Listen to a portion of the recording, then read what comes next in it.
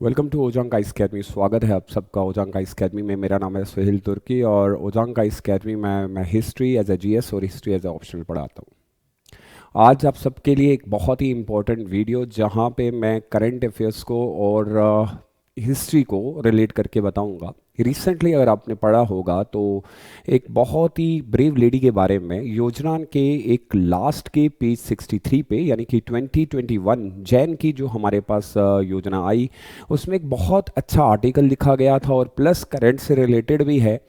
और ये इतिहास के बारे में था यानी कि हिस्ट्री के बारे में था। आप सब जानते हैं कि जब हम पढ़ते हैं रिवोल्ट ऑफ 1857 तो हमें पढ़ने को मिलता है कि विमेन जो थी during the period of 1857 in India played a vital role. बहुत ही इंपॉर्टेंट उनका योगदान था भारत की आज़ादी में, किस तरीके से उन्होंने रोल प्ले किया।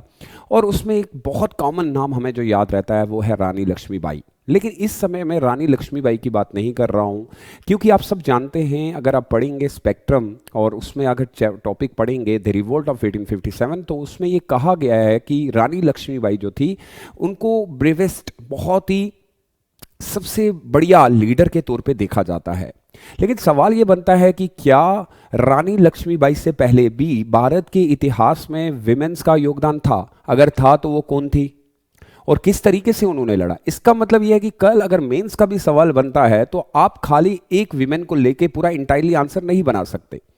ठीक है, अगर आपके पास बुक होगी तो आप पढ़िएगा योजना में पेज नंबर 63 में, तो आपको रिवोल्ट ऑफ 1857 के बारे में इस बार पढ़ने को मिलेगा। और बहुत ही ब्रीफली लिखा है और बहुत अच्छे से उसमें उन्होंने एक सिस्टमैटिक वे में दिखाया है। मैं ये नहीं कह रहा हूं कि आप स्पेक्ट्रम छोड़ के आप योजना पे पढ़ेंगे, लेकिन थोड़ा सा करंट इश्यूज से रिलेटेड एनालिटिकल अप्रोच करके बताया गया जी। इस लेडी का अगर आप नाम देखेंगे जिन्होंने भारत के अंदर बहुत बड़े युद्ध लड़े, इनका नाम था कित्तूर चिन्निमा। इनका जन्म अक्टूबर 23, 1778 में होता है। और अगर आप पिक्चर में भी देखेंगे तो आपको ऐसा लग रहा है दूर से कि वाकई इनका एक ब्रीव चेहरा और लड़ाई करने वाला दिखता होगा आपको। ऑफ कोर्स इन्होंने ऐसा ही किया। बात तब की है जब भारत के अंदर एक पॉलिसीज इंप्लीमेंट की गई थी, जो आप सब जानते हैं कि डॉक्ट्रिन ऑफ लैप्स का कंसेप्ट आया था। तो सवाल प्री के रिलेटेड भी बनेगा कि वो कौन सी विमेन थी जिसने सबसे पहले कहा था कि ऐसी चीजें भारत के अंदर नहीं होनी चाहिए। इनका जन्म अगर आप प्रेजेंटली अगर देखेंगे तो कर्नाटका है। अगर हम देख लें तो ये कर्नाटका में हमें देखने को मिलती है, यानी कि इनकी बर्थ प्लेस कर्नाटका की है। और अब इनका नाम थोड़ा सा आपको लग रहा होगा, बहुत ही यूनिक सा नाम है। हिस्ट्री में इस तरीके के नाम बहुत कम है, तो आपको वैसे भी याद रहने वाला है। अब हमें जब भी पढ़ना हो तो हमें ये याद रखना पड़ेगा कि हमेशा रिलेवेंट चीजें पढ़नी पड़ेंगी। इस बार ये जो है पेज नंबर 63 पे योजना पे आ गया। ठीक है, तो सवाल बनेगा, कहा जाता है कि ये फर्स्ट इंडियन थी, पहली भारतीय, फर्स्ट इंडियन विमेन। अब जब ये फर्स्ट का वर्ड यूज हो रहा है ना, तो ये हमारे लिए इंपॉर्टेंट हो जाता है। फर्स्ट इंडियन विमेन, क्या किया इन्होंने? सर, ये फर्स्ट इंडियन विमेन थी जिन्होंने सबसे पहले आर्मी या आर्मिड रेबिलियन किया है। यानी इन्होंने अपनी आर्मी बनाई और उसके द्वारा जो है भारत के अंदर अंग्रेजों के ऊपर अटैक करना शुरू किया। Simply we can call it that led an army rebellion against the British. One of the foremost women, अगर हम देखें तो इनको वॉरियर्स के नाम से जाना जाता है, जो योद्धा होते हैं, वॉरियर्स। तो क्या हम ये लिख सकते हैं जब हम लक्ष्मीबाई के बारे में पढ़ते हैं तो वो सिंपली हम शिफ्ट कर देते हैं कि लक्ष्मीबाई ने ये किया, लेकिन ये उनसे पहले हैं। तो जो फर्स्ट नंबर पे आता है तो उसको यूपीएससी बार बार पूछने की कोशिश करता है। अगर आप देखेंगे तो इनका जब वर्ड यूज किया गया है रेबिलियन, दैट सिंपली मीन्स इन्होंने काफी सारे जो है वो वॉर किए होंगे और भारत के अंदर इनकी बहुत कंट्रीब्यूशन भी है। अब इनके बारे में अगर हम पढ़ें तो सबसे ज्यादा इनका अटैक जो रहा वो लॉर्ड डलहौजी के ऊपर रहा। आप सब जानते होंगे जब हम लॉर्ड डलहौजी को पढ़ते हैं तो इन्होंने भारत के अंदर काफी सारी नई पॉलिसीज लाई थी। और एक पॉलिसी आपको पता है जिसको हम कहते हैं डॉक्ट्रिन ऑफ लैप्स, यानी इसके ऊपर उन्होंने बहुत ज्यादा जो है एक अटैक किया और कहा कि ये नहीं होना चाहिए। और इसी को लेके उन्होंने पूरा रेबिलियन जो है वो आगे बढ़ाया और रिफ्यूज कहा। और इसी चीज को लेके उन्होंने एक आर्मी बनाई और इस आर्मी के थ्रू जो है वो अंग्रेजों के ऊपर अटैक करते रहे।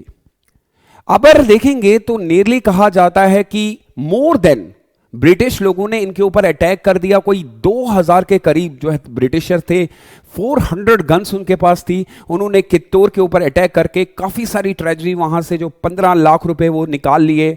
और ये फर्स्ट बैटल भी बनता है, first battle between the Kittur and the East India Company which started in 1824 and resulted to heavy loss for the company. इसका मतलब है कि इनके अटैक से ईस्ट इंडिया कंपनी को काफी सारा लॉस भी उठाना पड़ा। अब जब आप देखते हैं तो हम ऐसी चीजें बहुत मिस कर देते हैं, तो ये पता चल गया हम लोगों को कि वाकई इनकी कंट्रीब्यूशन भारत की आजादी में बहुत ज्यादा रही है। उसके बाद अगर आप जानेंगे तो इनको जो है इंग्लिश कलेक्टर इन एक पॉलिटिकल एजेंट थे जिनका नाम एस.टी. जॉनसन था, was killed in this battle, एक बैटल में वो मारे गए। और काफी सारे ब्रिटिशर्स को भी अटैक किया गया और बाद में इनको रानी चिन्नामा जो है इनको जेल भी हो जाती है और फिर बाद में इनको रिलीज कर दिया जाता है। लेकिन ये कभी भी हार नहीं मानना चाहती थी और बार बार जो है ये ब्रिटिश के ऊपर जो है अटैक कर रही थी। अब सवाल यूपीएससी के लिए ये बनता है कि क्या जब हम मेंस का आंसर लिखेंगे तो डेफिनेटली इस बार जो है इनके बारे में काफी लिखा गया है, तो क्या इनके बारे में हमसे पूछा जाएगा? Of course this lady is quite important for the mains examination as well as for the pre, बहुत ज्यादा। अगर आप देखेंगे तो इनके सवाल में एक और चीज बनती है, एक बहुत ही इंपॉर्टेंट, एक प्री के रिगार्डिंग अगर हम देखें तो यह भी मानना पड़ेगा कि वो अकेले कैसे इतना सब कुछ लड़ सकती है। तो आपसे एक नाम पूछा जाएगा कि उनको स्पोर्ट, जैसे कि क्लियरली मेंशन योजना के पेज नंबर 63 में संगोली नारायण के बारे में लिखा गया है। संगोली नारायण के बारे में लिखा गया है। अगर आप देखेंगे रायायण, ये नाम पूरा लिख लीजिएगा, रायायण संगोली, अगर आप ये नाम रखेंगे संगोली रायायण, इन्होंने इनका साथ दिया और चिन्नामा जो है वो काफी सारा ब्रिटिश के खिलाफ लड़ती हैं और अटैक पे अटैक करती हैं, विच अटैक्ड इन द 25 फेब इन 1829 और बहुत ही ओल्ड भी हो चुकी थी, यानी कि 50 ईयर ओल्ड थी।